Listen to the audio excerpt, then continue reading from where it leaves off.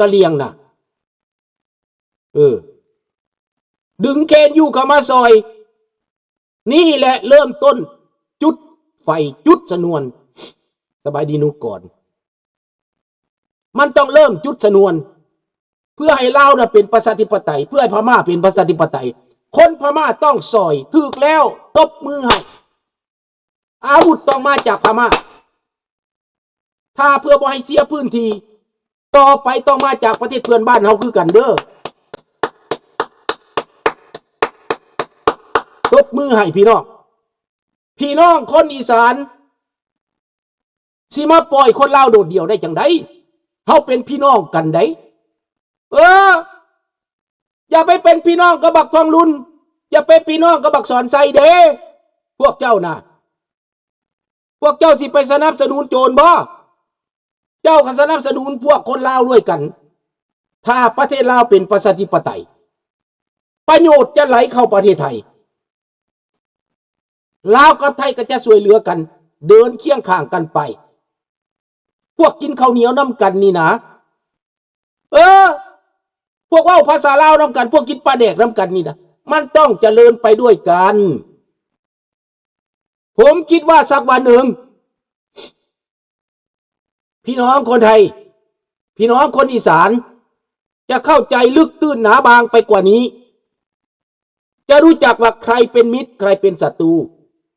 บางคนก็เกลียดคนลาวเพราะว่าไม่รู้จักว่าลาวปัจจุบันนี้ไม่ใช่ลาวมันเป็นลาวที่ขายชาติคนลาวจริงๆเหมือนนางทานเคซีกับข้าพเจ้านี้หมายความว่าต้องเดินต่อสู้ไปด้วยกันต้องเปลี่ยนประเทศลาวให้เป็นประชาธิปไตยแล้วพัฒนาเหมือนดังโลกเขาพัฒนาคนลาวไปรวมตัวกันในต่างประเทศเขามีความเจริญแล้วเขาไม่ได้กลับคืนไปสู่ยุคหินนะรุ่นลูกของลุงสุนทรานี่เป็นยุคพัฒนาเป็นยุคประชาธิปไตยเป็นยุคที่จะต้องเจริญเติบโตลูกหลานภาคอีสานของเราก็ต้องดูไปไกลๆกว่านั้นเราจะอยู่กันไปอีก1,000 ปี10,000 ปีเพื่อให้มันอยู่ได้นานเพื่ออยู่มั่นคงเราต้องเป็นประชาธิปไตยครับสบายดีซีพีสวัสดีครับนั้นความเรียกร้องนี้ให้คนไทยมองไปลึกๆไกลๆคนอีสานของเราเสื้อชาติเผ่าพันธุ์คนกินข้าวเหนียวด้วยกันเนี่ยที่เป็นศาสนาพุทธที่รู้จักผิดรู้จักถูกรู้จักชอบรู้จักชั่วดีเราต้องรู้จักว่าประชาธิปไตยคือเครื่องมืออันสำคัญในสร้างความถูกต้องปรองดองในสร้างความรักความแพงนี่แหละมันต้องจับมือกันอยู่ด้วยกันไปด้วยกันปกป้องผลประโยชน์ด้วยกันสามารถเซฟพี่น้องลาวที่เหลืออยู่ที่ถูกกลืนกินเราจะมองคนที่เป็นญาติพี่น้องเราถูกกลืนกินเหลือเราจะมีความภาคภูมิใจเห็นคนลาวถูกกลืนกินเหลือนี่เราเห็นไฟไหม้บ้านเพื่อนบ้านของเราจะนิ่งดูได้ไหมอย่าไปนับนะ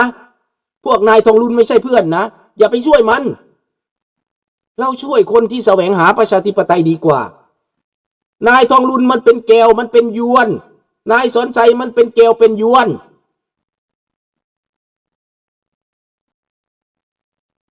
สุริศบอกว่าแก้วยังไม่มามันทำคลิปปลอมหลอกว่าแก้วมามันข่าวลือข่าวปลอมอาจจะแมนมันไปบ่รอดแล้วมันกระตัวไปเบิดแหละเป็นพี่น้องเดียวกันพี่น้องข้าพเจ้าบอกโลดคนกินข้าวเหนียวน้ำกันนี่นะเมื่อนักทานเจซี่กับข้าพเจ้านี่เถียงกันกะยะแต่เถียงกันแล้วตกลงกันได้กินลาบกินก้อยซอยใส่สมักนาวนี่นะเป็นพี่น้องเดียวกันดังนั้นการสู้รบ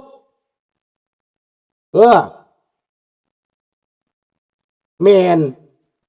พ่อแม่ก็มาจากอันเดียวกันแหละการสู้รบอยู่ในค่ายอยู่ภาคเหนือของเรานั้น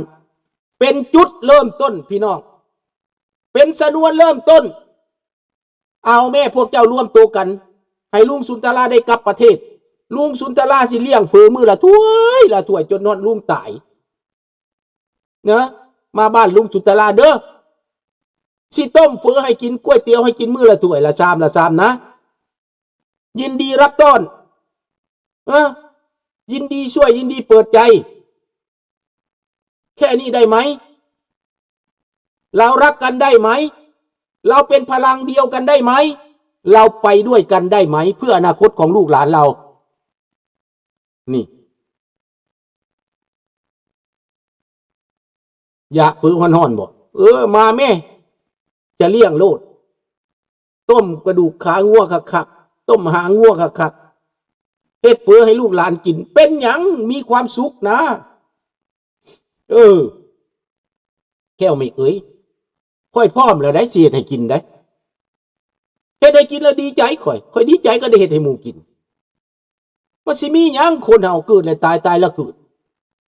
ตายแล้วได้เกิดจังบ่จักฮู้จักแต่มือเกิดบ่ฮู้จักมือตายแต่ว่ายามเป็นคนนี่นะสร้างความดีเอาไว้ทำความถูกต้องความคนยุติธรรมเอาไว้สักวันหนึ่งตายไปก็มีความสุขอย่างลุงสุนทรานี่ไม่ได้กินแหนงเลยทำที่ควรทำแล้วสบายดีสมคิดสถิตสบายดีสถิตดังนั้นแหละพี่น้องนายทองลุนเรื่องจิตใจกว้างเรื่องแก่คนนี่สู้ลุงบ่ได้ดอกบักผีปอบมานี่นะมันสู้ลุงบ่ได้สู้ลุงบ่ได้จักดีใจกว้างมันเกิดใจกว้างบ่ได้ดอกขนาดลูกไผ่มันยังเอาเห็ดเมียเจ้าขึ้นเอาหักหลังลูกชายตัวเองสุดแต่ความโชกกระปกมกใหม่อยู่น้ำมันแต่เหตุใดจังเอามันมาเป็นประธานประเทศมันงูขนาดนั้นได้พี่น้องเลยระบอบการปกครองอันนี้นะเหตุในประเทศต้องเป็นหนี้เป็นสินเหตุในคนลาวต้องเสียเกียรติศักดิ์ศรีเหตุในการศึกษาต้องตกต่ำเหตุในคนลาวทั้งประเทศต้องกลายไปเป็นทาสคนอื่น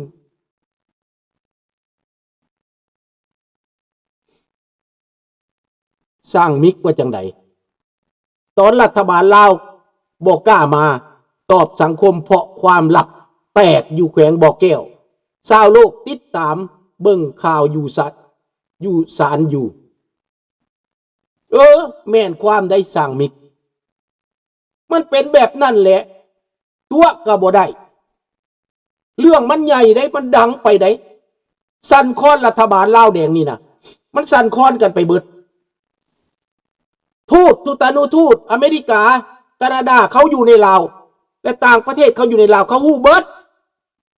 เขาฮู้ตับฮู้ไตฮู้ใส่ฮู้พุงบักทองลุนบักสอนใจเบิด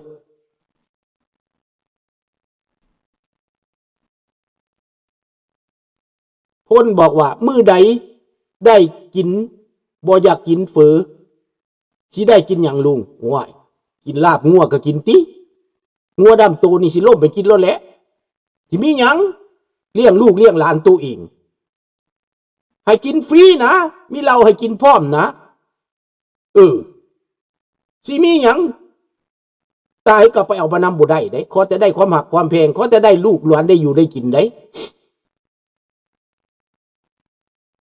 ขอแต่ลูกหลานได้อยู่ได้กิน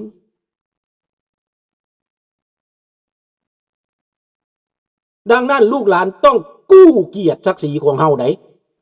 แม่นบ่ทันพลมาต้องพร้อมกันรวมใจกันกู้เกียรติศักดิ์ศรีของลาวมาคนลาวเก่งบ่เก่งน่ะในต่างประเทศนี่นะโลกเขาย่องย่อสรรเสริญน่ะอยู่ในฝรั่งเศสอยู่ในอเมริกาในแคนาดาเขาย่องคนลาวเขาย่องคนลาวได้เขาสรรเสริญคนลาวได้ คนลาวติดอันดับ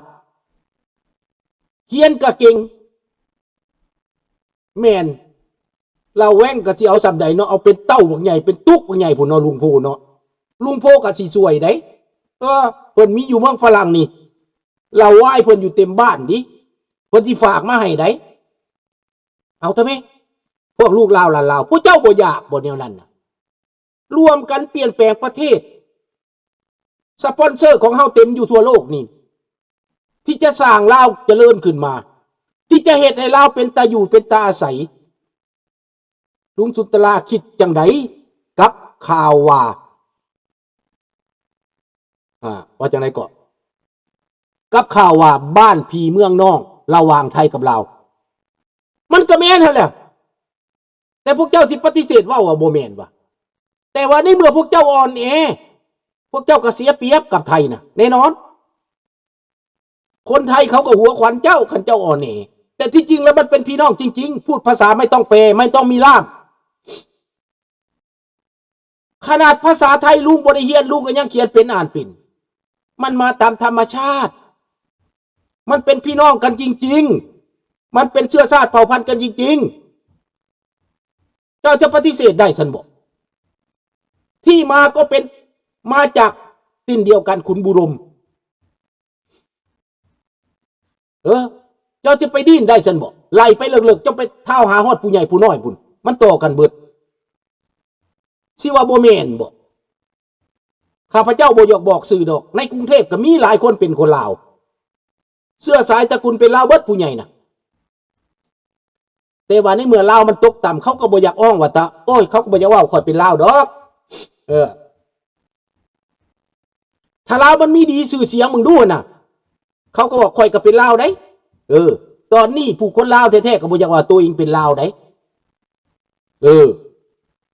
ข้าพเจ้าไปขอนแก่นไปบ้านพ่อบ้านแม่ข้าพเจ้ามันไผว่ากูบ่เป็นลาวกูกินข้าวเหนียวกูกินปลาแดกมึงบ่เห็นซั่นบ่นั่นได้มันต้องเป็นดังซั่นเฮาต้องสร้างตระกูลชื่อเสียงอันนี้ความสามัคคีอันนี้ลุงคิดว่าคิดแต่มันโพสิทีฟมันก็โพสิทีฟคิดแต่ไม่เนกาทีฟก็เนกาทีฟเจ้าเราไปเอาแต่ความมันบ่ดีอันมันดีเจ้าเราบ่เว้าศาสนาดิเจ้าศาสนาพุทธคือกันแม่นพวกทางเหนือพวกไทยใหญ่เขาก็เว้าภาษาลาวนั่นแหละบางเทื่อเขาก็ถือกวาดต้อนไปสมัยสงครามโบราณพุ่นเขากวาดต้อนไปได้แม่นมีวัดเชื้อสายพระเจ้าอุ่นคำพุ่นและจำปาสักพุ่นแม่นแต่ตกลูกตกหลานมาแล้วเขาอาจจะลืมก็ได้พ่อแม่เขาบ่เว้าสู่ฟังเจ้าไปถามมึงอยู่สุพรรณบุรีบังเด้อนะ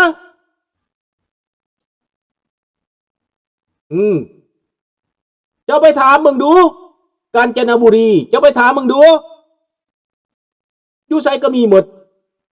ไปเชียงรายไปเชียงใหม่ไปถามมึงดูมีหมดพี่น้อง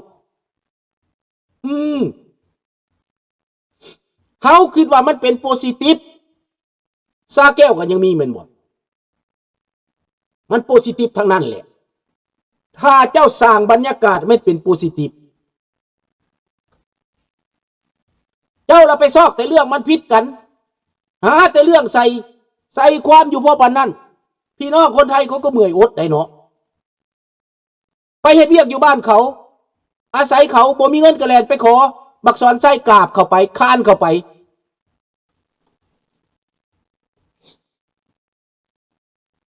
ขอแหน่ว่าซั่นขอเงินแหน่ขอยืมแหน่ผมไปไม่รอดแล้วอยากสร้างครัวก็ขอยืมเงินเขาไปไม่รอดแล้วอยากได้ปริญญาเอกก็ไปขอเขาทองลุ้นอยากได้ปริญญาเอกประเทศไหนก็ไม่มีผู้รับรู้ว่าเพิ่นเป็นปริญญาเอกรัสเซียก็บ่ฮู้ว่าเพิ่นเป็นปริญญาเอกเพิ่นเว้าเอาซื่อๆสถาปนาขึ้นมาไม่เป็นไรคนไทยก็มอบปริญญาเอกให้ทองลุ้นกิตติมศักดิ์ผ่านปอทองลุ้นโอ้ยก็ละนายมึงเด้เบื่อมึงเด้กูละเบื่อมึงเด้บักปริญญาเอกควายเบื่อความโง่ความเง่าเบาปัญญาของมึงนำพาประเทศตกต่ำลูกหลานตกต่ำกลายเป็นยาเสพติดกลายเป็นมั่วสุมกลายเป็นขี้เฮขี้ซากลายเป็นโจรกลายเป็นโอ้ยประเทศน่ะม มันเป็นประเทศที่สาลือในโลกประเทศ